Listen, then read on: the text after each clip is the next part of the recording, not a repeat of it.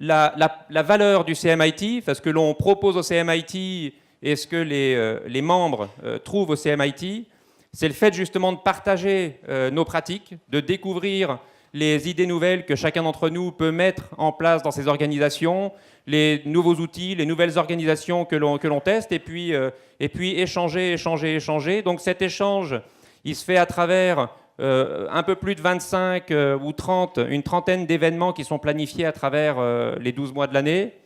Des événements qui sont aussi bien sous forme de conférences ou d'ateliers de développement personnel ou de dîners qui permettent les rencontres, des formats très variés, Barcamp, TED, des participations également à des salons. Le fait de rencontrer, qui sont des dimensions nouvelles qu'on ajoute au CMIT depuis cette dernière année, le fait de rencontrer les écosystèmes de start-up, de rencontrer également des écoles qui transforment nos métiers et l'entreprise pour effectivement se les approprier parce qu'on est totalement légitime dans ce rôle. Jean-Pierre. Merci beaucoup Michel. Très belle introduction, très bien. Bonjour à toutes et à tous. Je vais inviter nos speakers intervenants sur cette table ronde à nous rejoindre. Sophie Daval, je vous invite à donc directrice marketing de Arrow, à prendre place au milieu. Oups, attention. J'invite Emmanuel Obadia, qui est vice-président marketing pour Oracle pour les applications Software as a Service. Marc Gigon, qui est vice-président digital pour l'entité Total Marketing et Services et également directeur du digital marketing pour le groupe Total. Deux missions, casquette vice-président chez Marketing Service, Total Marketing Service et en charge du marketing digital chez Total. Très bien. Jacques Froissant, qu'on ne présente plus mais que je vais quand même présenter, qui est responsable du cabinet de recrutement dans le marketing et le digital, cabinet de recrutement Altaïd.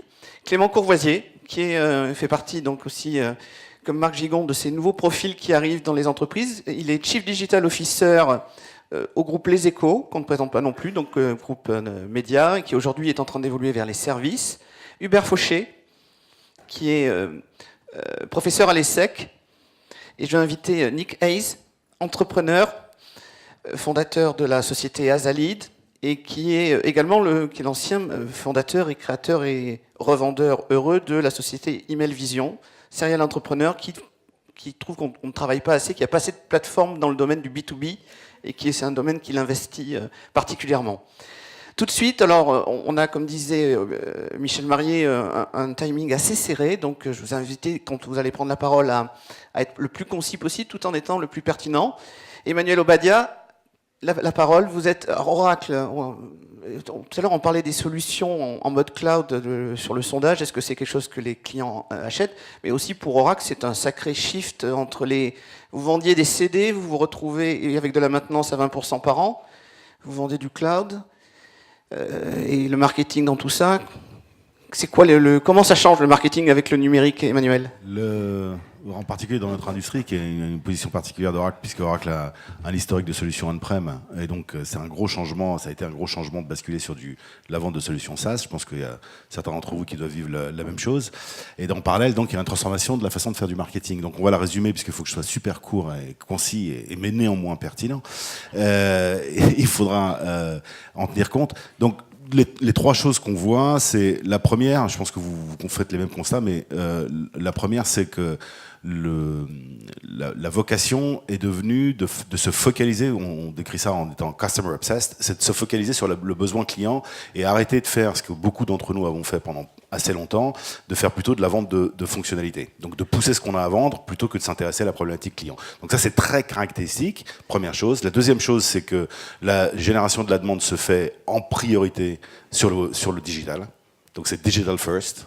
Et ça a plein de conséquences, dont une que vous vivez aussi tous, j'imagine, qui est la consommation de contenu, puisque le contenu est devenu la monnaie la plus importante dans notre profession. Et donc, le bon contenu, pertinent, qui évite de faire de l'interruption et qui permet de faire de l'inbound, d'attirer les gens et d'entamer et d'établir une relation personnalisée avec chacun d'entre eux, mais à l'échelle, puisqu'il faut quand même faire du volume.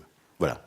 Très bien. On avait évoqué d'autres points. Vous aviez évoqué aussi l'évolution du rôle du directeur marketing comme devenant responsable de l'expérience client. Pour les plus avancés, je pense que ça arrive là, c'est-à-dire que le rôle du patron du marketing devient de plus en plus de piloter et de prendre en charge l'expérience client dans sa globalité. Puisqu'il y a énormément de points de contact. Chaque point de contact avec un client va être un moment déterminant. Et donc, on peut plus se priver de s'intéresser à tous ces aspects-là. Donc, pas seulement rester avant l'acte de la transaction, l'acte de vente, mais vraiment suivre ça tout au long du cycle. D'accord. Le chief marketing officer va devenir le chief experience officer. Oui, exactement. Et pour les rapports avec les sales, alors aujourd'hui, est-ce que vous êtes sales-driven? On les aime. Marketing-driven? On les aime, les sales, tous les jours. Je pense que c'est quelque chose, je ne sais pas combien d'entre vous le vivent aussi, c'est quelque chose qui a pris beaucoup plus d'importance sur les dernières années, c'est que le marketing est de plus en plus au service des ventes. En particulier en B2B, sur lequel, alors en fonction du segment sur lequel vous êtes, soit sur le haut du marché ou sur le bas du marché, mais en particulier sur le haut du marché, la prédominance des ventes et la relation, je serais tenté de dire d'intimité avec les ventes, est devenue de plus en plus importante parce que finalement, la vente fait partie de la génération de la demande et on ne peut pas concevoir de campagne sans avoir un ou plusieurs volets qui servent et où on utilise aussi les ventes. Et ça, c'est un changement qui est plus ou moins bien vécu par des gens de la profession que je rencontre au quotidien. Très bien. Donc, un marketing support affirmé des ventes. Complètement support des ventes. Et la façon dont on est mesuré reflète ça. Je ne sais pas comment vous êtes mesuré. Aujourd'hui, on est mesuré, en tout cas... dans ma partie, on est mesuré sur deux aspects essentiellement. Le premier, c'est évidemment le classique sur tout ce qui est notoriété et leadership d'opinion. Donc, on va se retrouver avec des indicateurs du type PESO, Paid, Earned, Shared and Owned Media. Donc ça, on a l'habitude de ça. Mais à côté de ça, on est aussi mesuré sur le pipe. Le pipe avec les indicateurs 3V, aussi assez classiques, volume, value et vélocité. Très bien. Emmanuel, merci, vous avez tenu le challenge. Hubert, vous êtes professeur à l'ESSEC. Un des rares enseignants qui met à l'honneur le B2B dans son enseignement marketing. De fait, oui. Et alors vous dites, on va vers des entreprises sales-driven. Comment vous voyez le marketing dans ces missions-là? Alors ce que je peux observer, c'est qu'une étude du Forrester Research qui date de printemps 2015 a mis en évidence qu'il allait avoir un contraste croissant entre ce qu'on peut appeler les ventes complexes et les autres. En quelque sorte, si vous imaginez une matrice, comme aiment bien faire les consultants, vous savez, une matrice 2-2, si vous avez d'un côté le degré de complexité des solutions vendues et le degré de complexité des clients, des organisations clientes, eh bien, sur les 4 pavés, il y a un pavé sur lequel l'aspect humain, la dimension humaine dans les relations clients-fournisseurs va devenir encore plus importante qu'elle ne l'était il y a quelques années. C'est évidemment complexe. Et sur les 3 autres pavés de cette matrice, eh bien, Forrester Research prévoit une diminution d'à peu près 1 million de vendeurs aux États-Unis d'ici 2020. Alors, ça veut dire quoi? Ça veut dire que c'est Internet qui va prendre le relais. Très bien. Et alors, les missions du directeur marketing dans ça, est-ce qu'elles changent, elles ne changent pas? Alors, les missions du directeur marketing, elles changent, oui. Enfin, moi, j'ai un point de vue un petit peu biaisé parce que, pour ceux qui me connaissent un peu, mon domaine d'intérêt, c'est le Key Account Management. Ce que je peux dire, c'est que dans l'histoire de l'évolution des entreprises, nous sommes passés d'une phase où la complexité des entreprises était dominée par la géographie. On était essentiellement dans les Amériques, en Europe, en Asie. Ensuite, il y a eu une dominance des business units, c'est-à-dire across the world, sur l'ensemble du monde. Ce qui faisait vraiment structurer l'entreprise, c'était les business units. Et de plus en plus, au risque d'être un petit peu anticipatif, le Key Account Management, les Global Account Managers, en fait, deviennent des gens qui ont énormément d'autorité. Et je rejoins un petit peu Emmanuel dans ce qu'il disait tout à l'heure. En fait, le marketing est au service des ventes, certainement. Et via le développement du Key Account Management, je dirais, quelque part, les Key Account Managers ou les Global Account Managers vont devenir un peu les patrons. Et le marketing, à mon avis, eh bien, va faire partie de l'écosystème qui est à leur service, qui est au service des... Et les missions ne changent pas, c'est toujours recruter de nouveaux clients, fidéliser... Alors pour moi, les missions, je pense que là, je vais enfoncer des portes ouvertes, mais les missions, elles sont de 3 types. Il y a le type, alors pardonnez-moi, je vais employer des anglicismes, mais il y a dans l'histoire du développement de la relation client, eh bien, il y a d'abord la phase reach, comment je suis vu, comment je suis perçu, comment on me connaît, et puis récupérer de l'audience. Il y a la deuxième phase qui est le lead management, c'est comment un contact va devenir in fine un lead et, alors in fine pour le coup, un client, première commande. Et puis après, on a une troisième phase qui est Customer Advocacy, comment les gens qui ont fait l'expérience de ce que j'ai à leur offrir eh bien, vont devenir des advocates. D'accord, Voilà. tout ça c'est quand même assez standard. Donc on reste Voilà. sur une On reste épure. sur des choses relativement standards. Voilà. Par contre, tout ça va être les key account managers vont être les patrons de la boîte.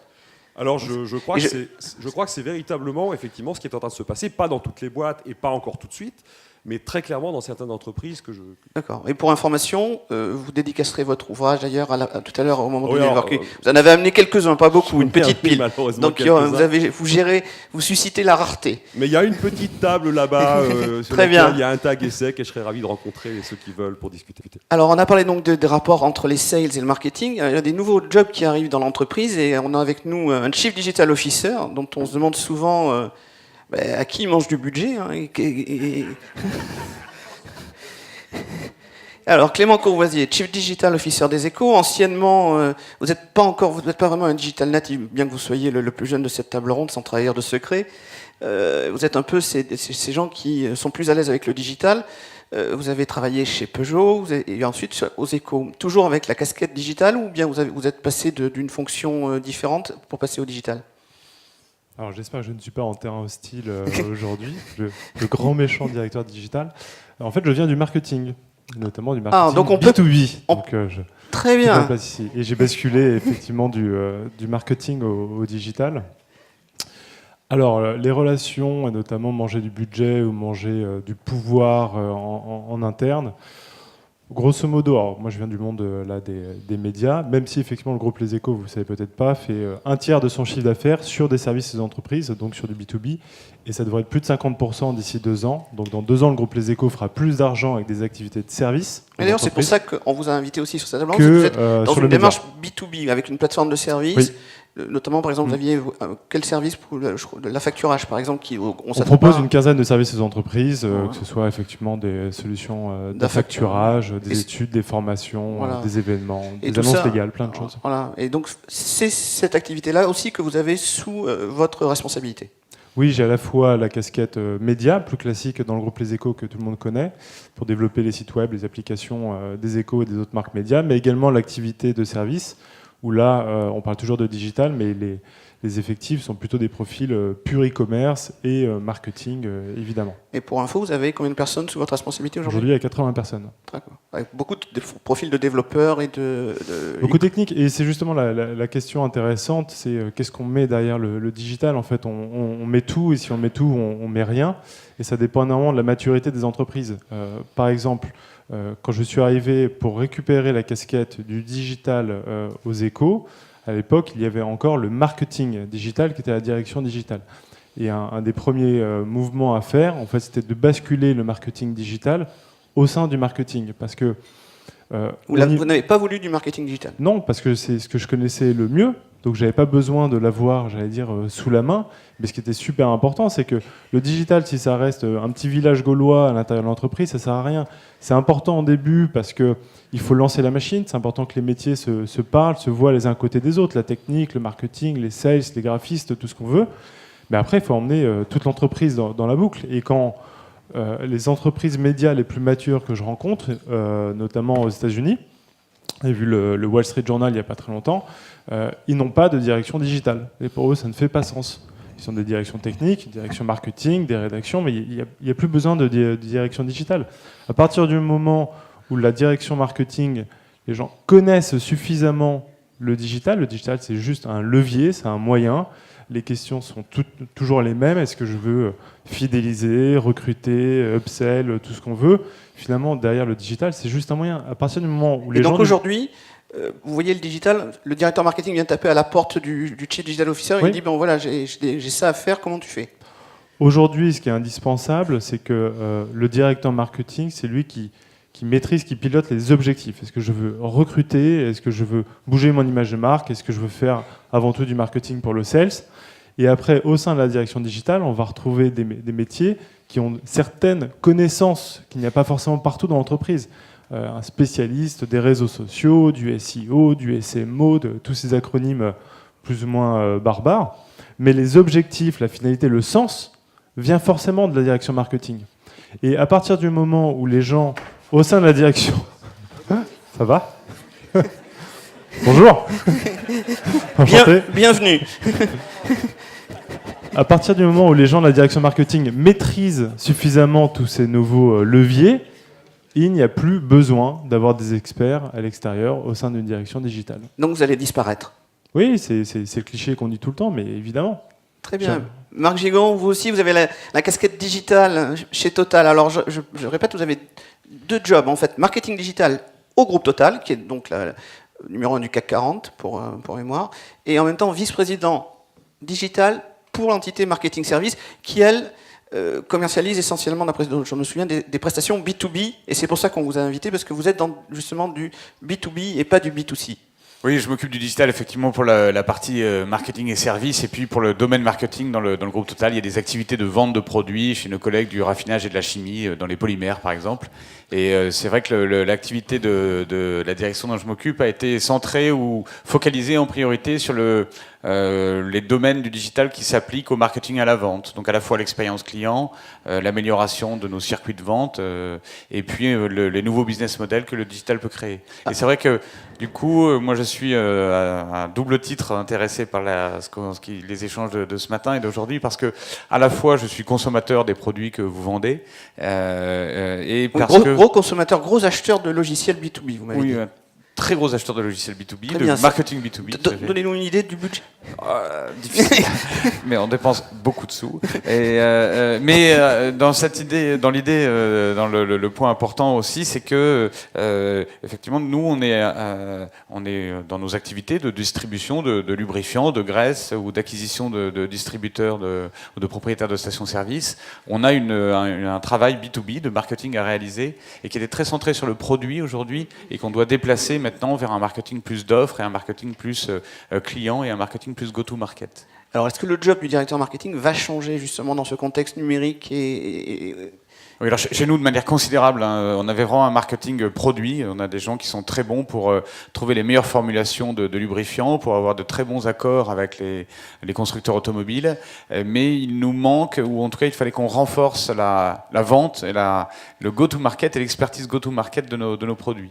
Et donc, il y a eu un travail considérable qui a commencé il y a quelques années, qui se poursuit, avec effectivement l'utilisation de ces nouvelles solutions que vous commercialisez, que vos entreprises commercialisent, et qui nous permettent d'être plus efficaces dans nos démarches commerciales. Alors ça va sur les outils très basiques de CRM, qui est de l'histoire de départ, jusqu'à des choses infiniment plus compliquées et sophistiquées qui sont commercialisées aujourd'hui. Alors DMP, vous déjà, vous y êtes? Parce qu'on a posé la question tout à l'heure, il y avait quand même pas mal de gens qui... DMP, alors je crois que je sais ce que c'est, mais j'espère que je ne vais pas me tromper sur le fait qu'on cookifie des bases CRM, qu'on récupère des données anonymisées. Alors bien sûr, ça, on voit que ça fait partie de la galaxie des outils qui ont un intérêt fort, mais après, dans tous les outils, la chose compliquée aujourd'hui, c'est de faire le tri entre ceux qui sont pertinents par rapport à la maturité qu'on peut avoir et la capacité que les gens auront de les utiliser. Et donc il y a une nouvelle fonction, moi je trouve qui est intéressante, qui apparaît dans ce monde, alors je ne sais pas si c'est du marketing ou de la vente, c'est les postes autour du Customer Success Director et les gens qui font quelque part de l'après-vente et qui sont là pour nous aider à utiliser les logiciels qu'on a achetés. Et ces nouvelles fonctions qui sont apparues, je trouve, sont particulièrement chez le fournisseur, vous voulez dire compter? Oui, chez le fournisseur, chez les éditeurs. Il y a des gens qui font de l'avant-vente et qui nous aident à qualifier les solutions quelque part. Mais après, il y a des gens après, alors je ne sais pas s'ils sont au marketing ou vente d'ailleurs, mais qui viennent de s'assurer qu'on utilise bien et régulièrement les logiciels vendus. Et je trouve ça intéressant comme évolution. Alors Marc, vous disiez aussi, comme Clément des Échos, que votre poste est destiné, le digital est plus ou moins destiné, ou votre job, à disparaître.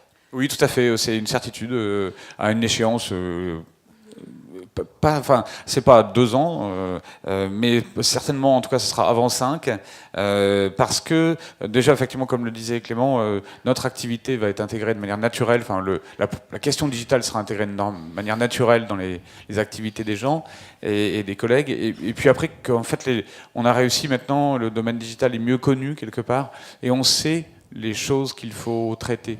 Donc il y avait un gros paquet digital auparavant, et maintenant on sait qu'il y a une partie marketing qui est raw marketing, et puis une partie de nouvelles activités, notamment nouveaux business models, recherche et des R&D nouveaux business models, et que certaines entreprises ont commencé à adresser. Très bien. Qui resterait sous une casquette digitale ou... Non, qui restera sur une casquette plutôt R&D en fait. Il y aura vraiment une R&D produit et puis une R&D business model. Très bien. Et cette R&D business model, d'ailleurs, à mon avis, intégrera la capacité à qualifier, enfin à regarder finalement ce qui se passe aujourd'hui dans les solutions possibles et à essayer de voir quelles sont celles les plus adaptées pour nos produits. Très bien, merci Marc.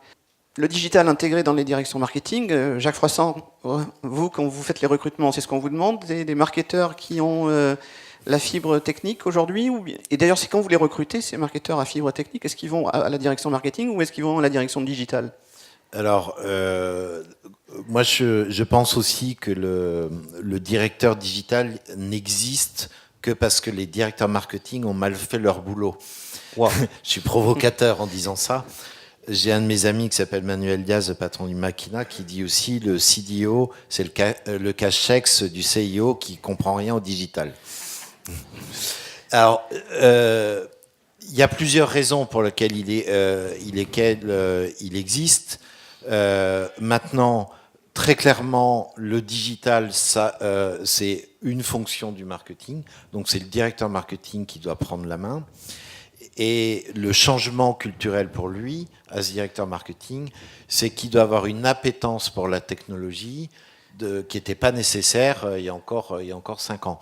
Aujourd'hui, pour commencer à comprendre un peu ce qu'est le DMP, puisqu'on en parlait, par exemple, pour envisager de l'appliquer dans l'entreprise, ça a des conséquences technologiques. Donc c'est aussi être capable de discuter avec mais justement, vous qui les rencontrez, les entreprises, quel est le degré de maturité que vous constatez? Il est extrêmement variable dans les entreprises. Je dirais qu'aujourd'hui, tout le monde a compris qu'il fallait intégrer le digital.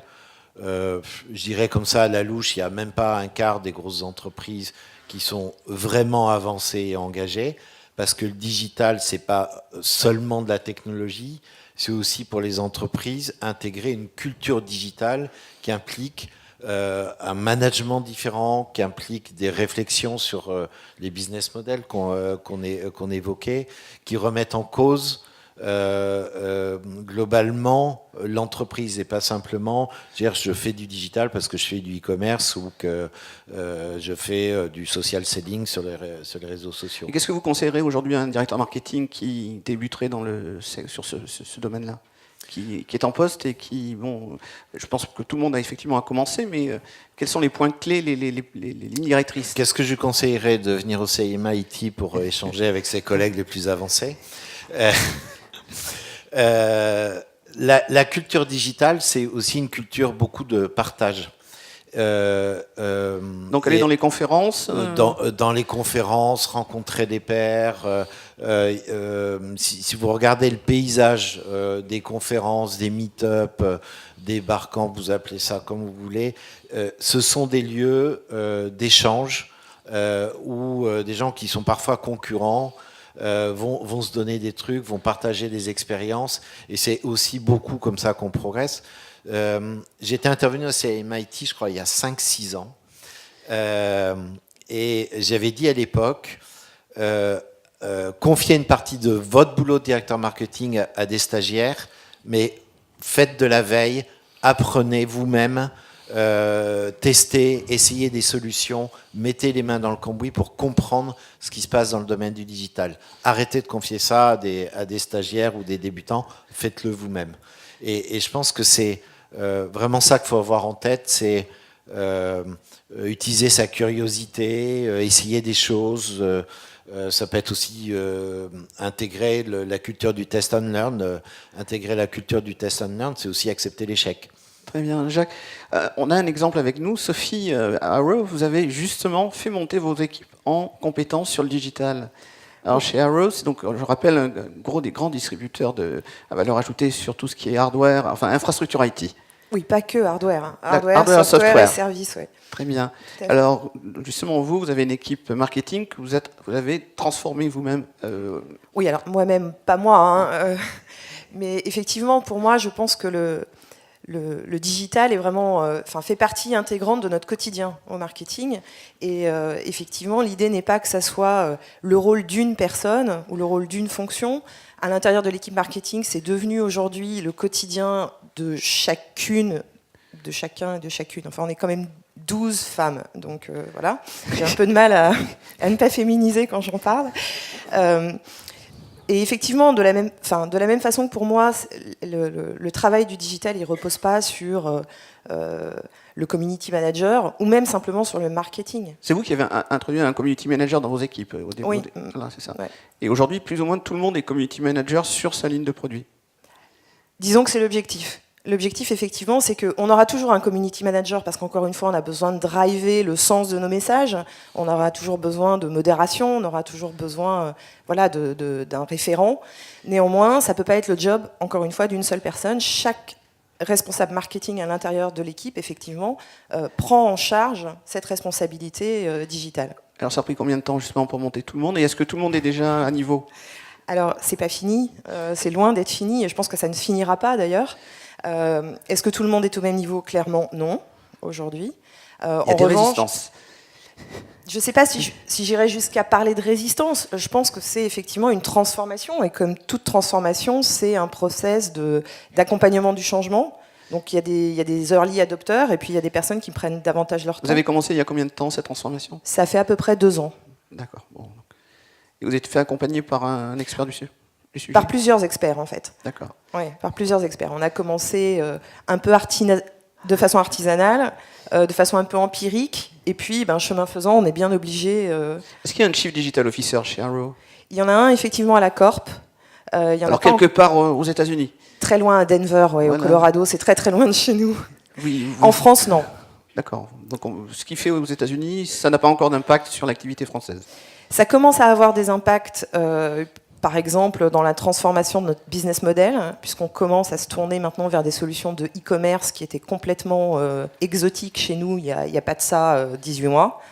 En France, on en verra les effets, je pense, effectivement, dans les trimestres à venir. Très bien, merci Sophie. Alors, on a beaucoup parlé, culture, changement de... Il y a quelque chose que je vous disais aussi, Clément, quand on a discuté cette table ronde, c'est le prochain directeur marketing, soit il est digital, soit il va être... Enfin, s'il ne l'est pas, il va être remplacé. Le directeur marketing des Échos a du souci à se faire. Je ne sais pas où il en est. Très très bien. S'occupe très bien du marketing digital. Oui, tout à fait. La question que vous m'aviez posée, c'était est-ce que demain le directeur digital va remplacer le directeur marketing? Et pour moi, la réponse était simple et tout le monde l'a dit à cette table ronde, c'est non, lui, il va disparaître, mais par contre, le directeur marketing, et s'il ne maîtrise pas le digital, il va disparaître aussi. Et il sera remplacé par un autre directeur marketing qui, lui, maîtrise totalement le digital. Et la question de se poser, c'est est-ce que le directeur marketing, je ne sais pas, chez Facebook, on lui demande s'il connaît le digital?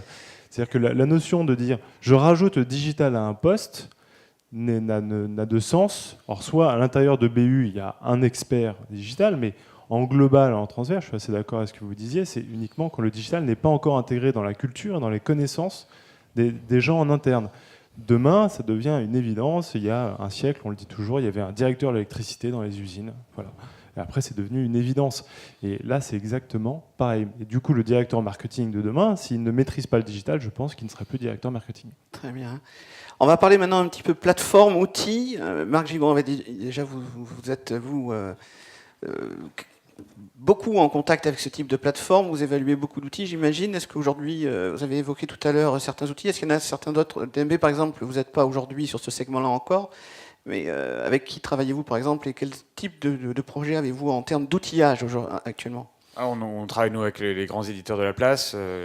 On travaille avec des solutions Oracle sur une partie de nos outils. On travaille avec des solutions Salesforce sur une autre partie.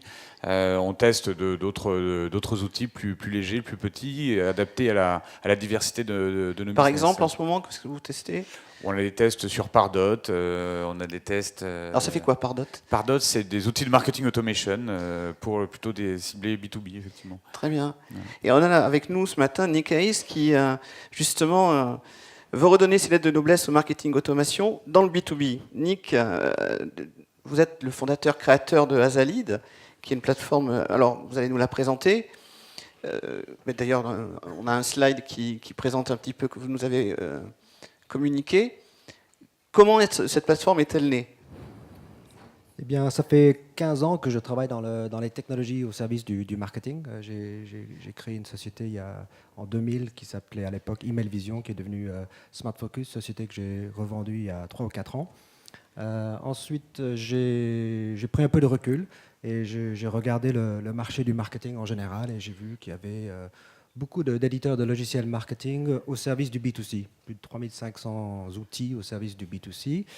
Et je regardais côté B2B, il n'y avait pas grand-chose. Et je me suis dit, OK, ça c'est une super opportunité. On va créer une nouvelle entreprise au service du marketing B2B. Et je regardais quels étaient les types d'outils qu'utilisait le marketing B2B. Et j'ai vu que c'était assez rudimentaire par rapport au B2C. Ça se limitait plus ou moins à marketing automation, plus ou moins sophistiqué.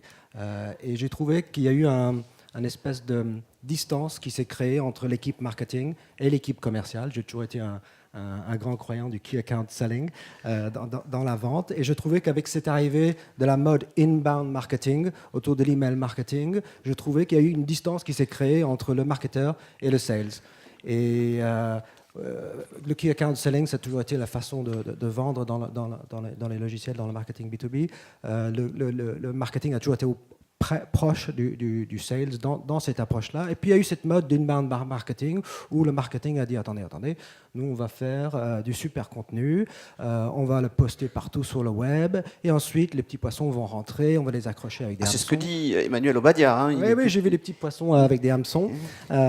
Et donc le marketing il pêche les petits poissons et il les balance aux sales et les sales disent mais je m'en fous, c'est pas ça que je veux, c'est pas cette boîte-là que je veux gagner, vous n'avez pas compris. Et donc il y a eu cette distance qui s'est créée entre les commerciaux et le marketing qui est en train de revenir, je pense. On est en train de revenir au bon vieux key account selling et bon vieux key account marketing, qu'on appelle account-based marketing, qui n'était pas possible jusqu'à récemment. Les technologies n'existaient pas pour permettre de faire du key account marketing. On peut solliciter Emmanuel, savoir ce qu'il en pense.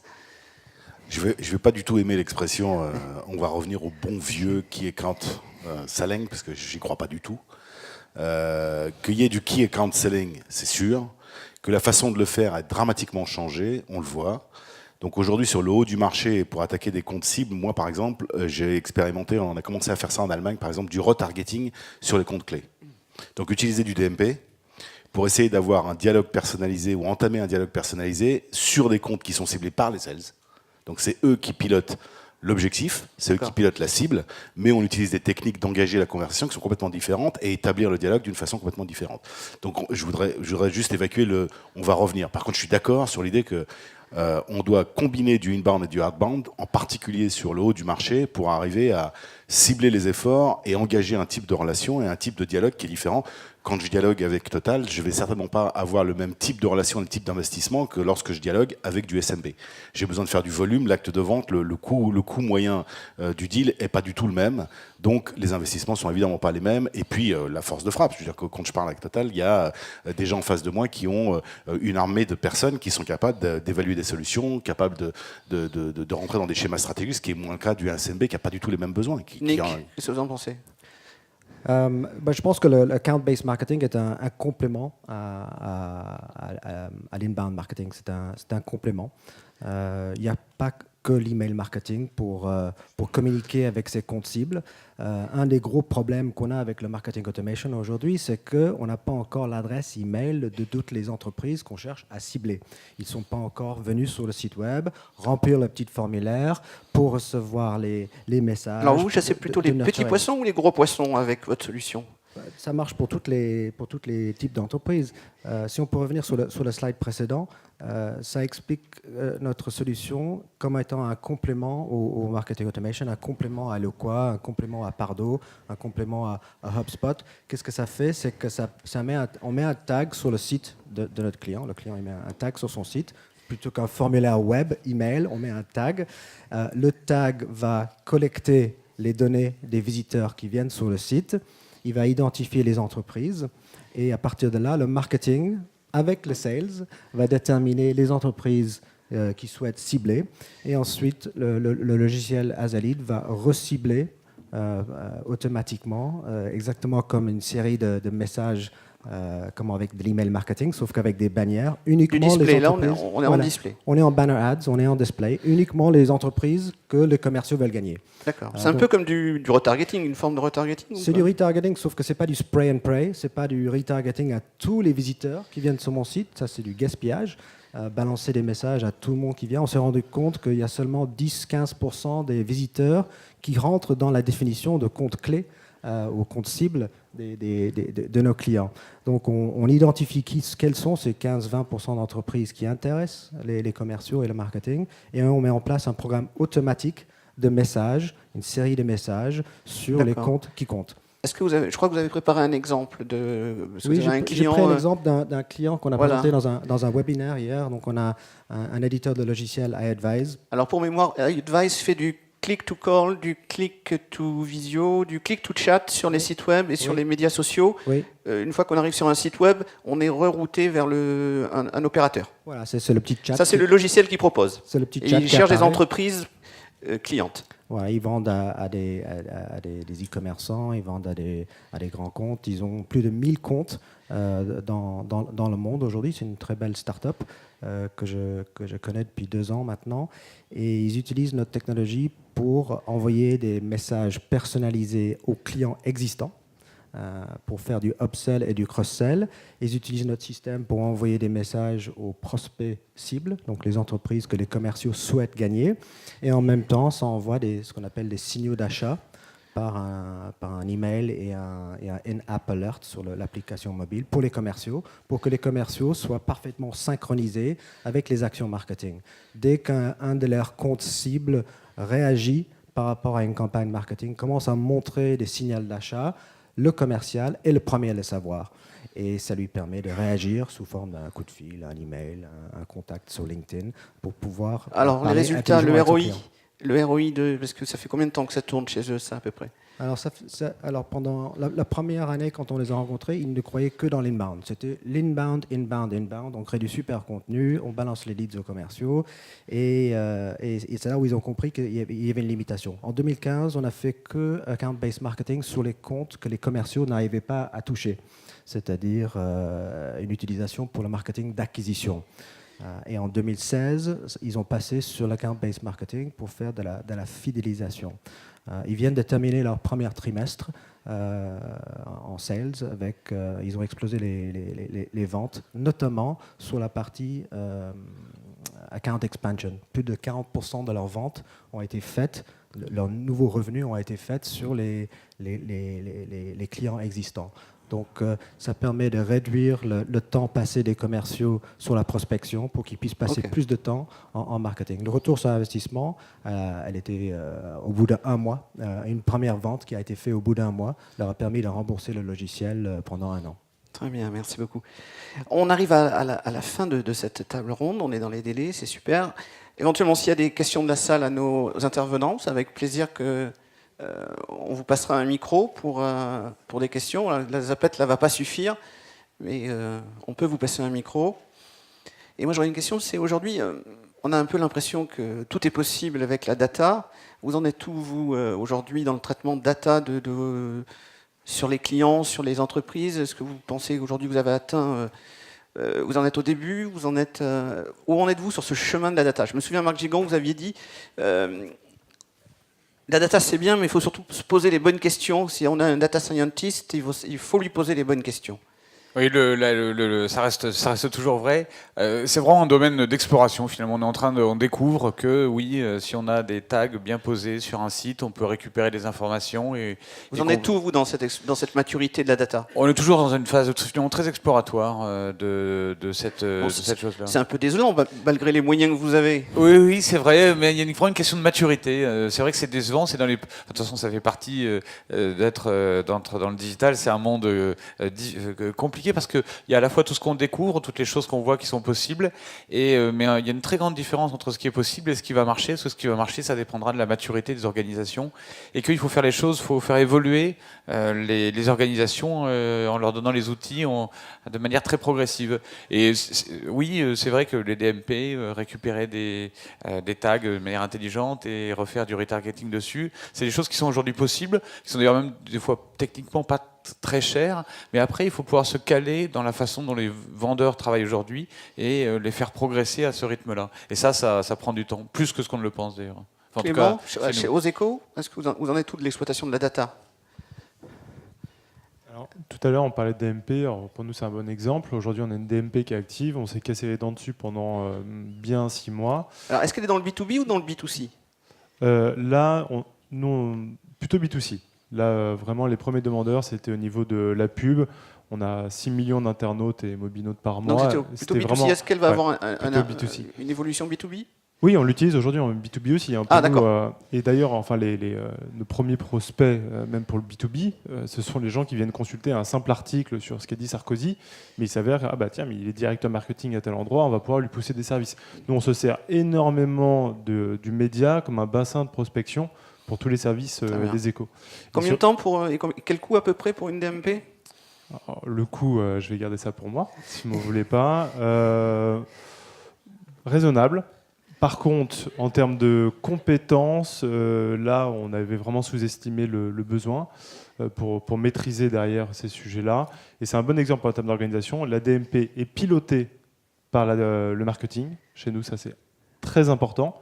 Mais derrière, les compétences techno, pour mettre ça en place, moi, j'ai une partie de mon équipe qui est déléguée pour aider la DMP. Donc, des gens du digital qui viennent, j'allais dire, filer un coup de main pour installer ça. Très bien. Et prochain projet dans ce cadre-là de cette DMP ou du marketing digital? La DMP, c'est bien de l'installer, c'est mieux de s'en servir. Et là, on a encore largement de quoi s'amuser avec pendant quelques temps. Très bien. Bon, écoutez, merci, mesdames, messieurs, je vous remercie. Nous sommes arrivés dans les temps. Merci beaucoup. Merci bien. Alors, normalement, on vous inviterait à rejoindre vos places. Mais je vais vous inviter pour les 5 dernières minutes avant la pause de rester assis. Et si on doit y voir un message ou lier tous ces échanges extrêmement riches par rapport au fait, vous voyez que vos places ont été prises. Donc effectivement, le message par rapport à tout ce qui a été dit, c'est vraiment, il y a des nouvelles compétences, il y a plein de nouvelles choses auxquelles il faut absolument s'intéresser. Le CMIT est là pour effectivement accélérer la circulation d'idées, de pratiques, de découvertes. J'espère, enfin on est tous, je pense, ici frustrés du fait que cette table ronde ait été très rapide. Merci encore une fois, j'aimerais qu'on vous applaudisse à nouveau pour la richesse, la franchise et les informations concises que vous avez eu l'occasion de partager avec nous. Je voudrais également qu'on remercie et qu'on également applaudisse deux personnes que je voudrais mentionner qui ont animé aussi cette heure agréable. D'une part, François Cointe, qui est en régie et qui croque les échanges. Et puis Jean-Pierre Bletner et la Revue du Digital qui, là aussi, de par leur expertise, nous ont aidés à monter, à vous contacter, messieurs, madame, pour effectivement nourrir cet échange.